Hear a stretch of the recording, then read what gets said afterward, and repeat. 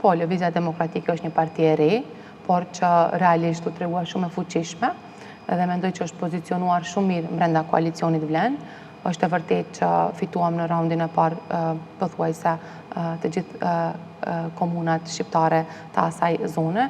Kemi shumë njerëz të cilët janë pjesë e Lëvizjes Demokratike, të cilët është kënaqësi të kemi në Lëvizjen Demokratike, të cilët çdo ditë kërkojnë që të antarësohen, që të na bashkohen për gjithë atë punën që kemi bërë tani, për shembullin që kemi përçuar, për dikën negativ, për dikën pozitiv.